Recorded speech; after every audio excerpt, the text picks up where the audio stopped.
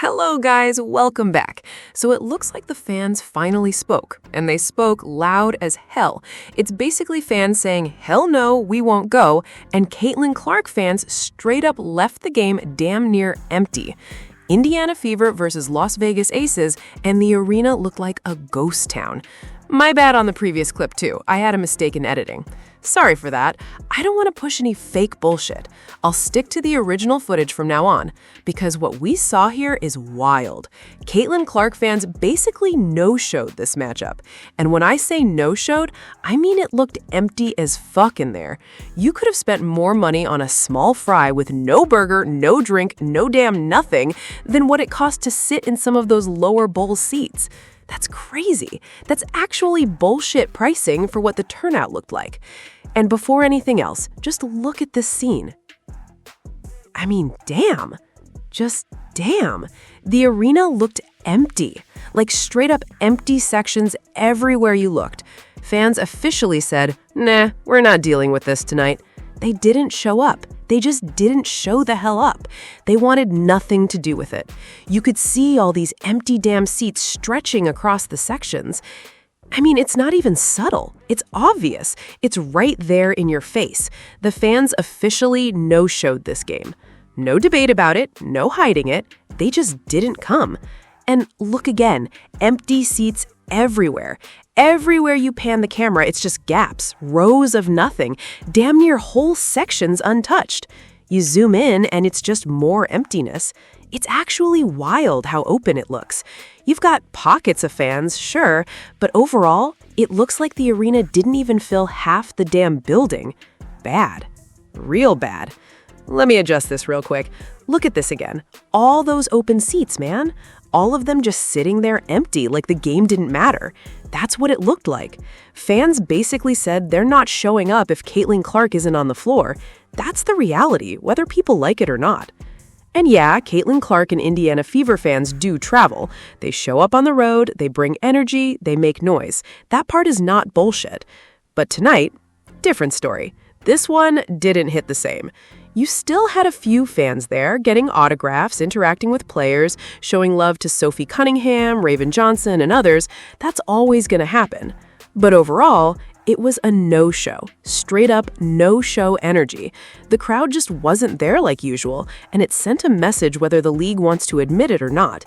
Fans are paying attention, and when something doesn't feel right, they're not afraid to stay home and say, fuck it. So now today we're getting into something I really didn't want to have to talk about. But it's basketball, and if it's basketball, we talk about it. With Stephanie White coaching the 2026 Indiana Fever and this current roster, are they actually better off without Caitlin Clark? I don't love saying it, but the honest answer is no. They're not better without her.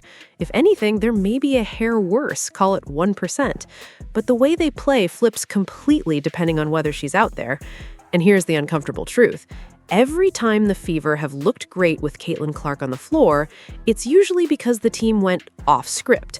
The players stopped running the offense as designed and just played backyard basketball, out-talenting the other side.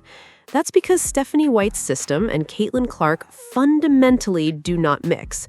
Oil and water. To be clear, I think building around Caitlin Clark is the obvious move. Anyone who says otherwise is fooling themselves. But the Indiana Fever never actually did that. They didn't build a coaching staff around her. They didn't build a roster around her. They built a team that works in spite of her, not because of her. Think of it like sports analogies people throw around all the time. Imagine handing Tom Brady the keys and then installing a run-first, ground-and-pound offense.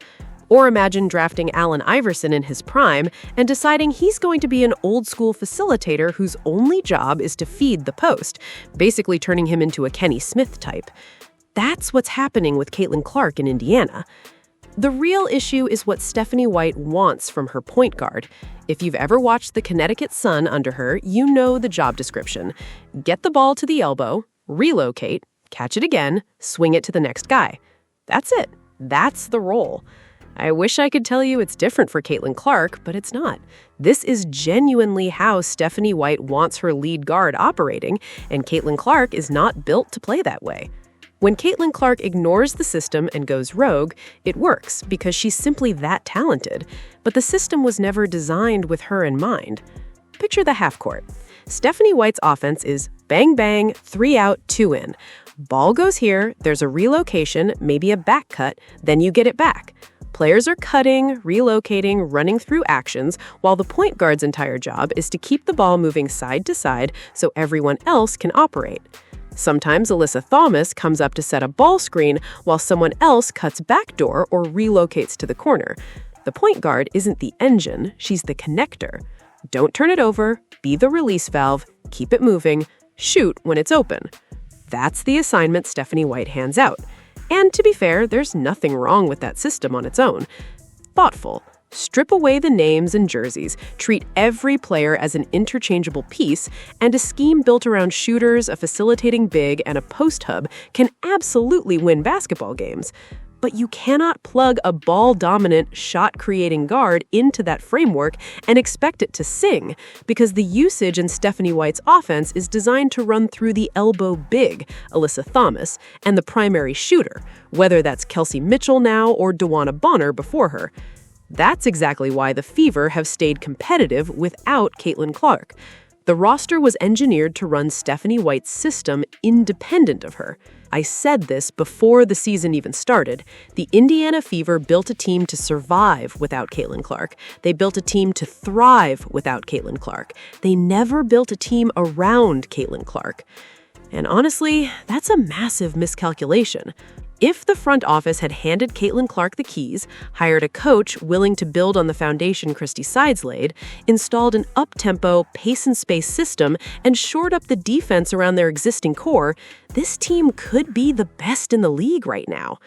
Instead, with Stephanie White running things and Caitlin Clark trying to coexist inside it, the Fever lands somewhere around the 5th or 6th best team in the league.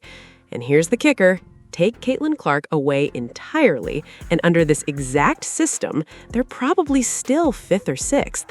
She's talented enough that her going rogue nudges the team upward, but not nearly enough to justify her value on the trade market versus her actual on-court impact within this particular system. And I want to be clear, this is strictly a basketball argument. I'm not touching the business or marketing side of this conversation. People are going to bring up James Harden and say he never won a title, so what does it matter? But that comparison doesn't hold. Harden's lack of a ring had nothing to do with his game. The Golden State Warriors assembled a super team, and Harden himself was one injury away from a championship in 2021 before he and Kyrie Irving both went down. It would be a fair comparison if Caitlin Clark's Fever became the league's best team, and then the New York Liberty turned around and signed A'ja Wilson, Jackie Young, Paige Beckers, and Breanna Stewart. In that scenario, sure, of course you're not winning. Serious, but that's not this situation. The Fever are a stable, solid organization, and Caitlin Clark is a high-risk, high-reward talent stuck inside a risk-averse, grinded-out, dogfight system that Stephanie White wants to run. Those two things are not compatible. Realistically, if Caitlin Clark stays and Stephanie White keeps coaching, next season could be rough. Run out a starting 5 of Caitlin Clark, Aaliyah Boston, Lexi Hull, Monique Billings, and Raven Johnson, surrounded by minimum salary depth, you're looking at a team that might not even be able to afford its own first-round pick. It could end up owed to the Golden State Valkyries. That's a 7th seed outfit. Plain and simple. Swap Caitlin Clark for Kelsey Mitchell, add a potential number 1 overall pick, 2 or 3 cheap young assets, and a couple of future first-round picks while preserving cap flexibility. That's a comparable team talent-wise inside Stephanie White's system, except now you've got real future upside attached to it. It simply doesn't make sense for the Fever to keep both Stephanie White and Caitlin Clark long-term. It's not fair to either of them. The coach can't run her preferred system through her best player, and the best player can't play her natural game because the system demands the exact opposite approach. If the front office genuinely cares about winning a championship, the move is trading Caitlin Clark. I don't think people fully appreciate how much closer to a title this franchise gets by doing it. Keep Kelsey Mitchell locked in for a few more years, bring back a massive haul for Caitlin Clark, and you fast-tracked a real contender. keep Caitlin Clark and eventually pay her max money instead, and you're betting the future on international scouting and the draft because star free agents historically don't take pay cuts to come play in Indiana. If the goal is winning now instead of waiting years, trading Caitlin Clark is the play, because the league isn't standing still. The Seattle Storm already have Dominique Malonga developing on their roster and could add another elite young piece with a top 3 pick this year. By the time those two are only 20 years old, they could form the best front court duo in the WNBA. Some people will push back and say Caitlin's not a winner, that Aaliyah Boston is the only one on this roster with a ring. Fine, that's the current reality, but I still think it's unfair to both Caitlin Clark and Stephanie White to keep grinding through a mismatch that isn't working. I understand wanting to finish out the season, but why compound the damage long term? The Monique Billings and Alexi Hull contracts already set this front office back. Those deals were disastrous on their own. And to be clear, none of this is about what Caitlin Clark personally wants. I'm talking pure basketball, not Caitlin Clark the human being. This is a business conversation, not a feelings conversation. Did the Boston Celtics factor in Jaylen Brown's feelings when trades were being discussed around him? No, they didn't. Nobody's saying the Fever need a king's ransom either. Realistically, you're looking at 4 young assets, not current all-stars. You're not getting a superstar back 1-for-1 in most deals like this. Maybe from Seattle you land a solid rotation piece plus 2 first-round picks. That's a good return, but it's nowhere near what the Chicago Sky gave up to land Marina Mabrey. Either way, that's the reality of the market right now. All right, that's where I land on it. Let me know what you think down in the comments. Do you keep Caitlin Clark and ride it out, or is trading her actually the smarter basketball move? Don't forget to like this video and subscribe to the channel for more. Thanks for watching, and I'll catch you guys in the next one.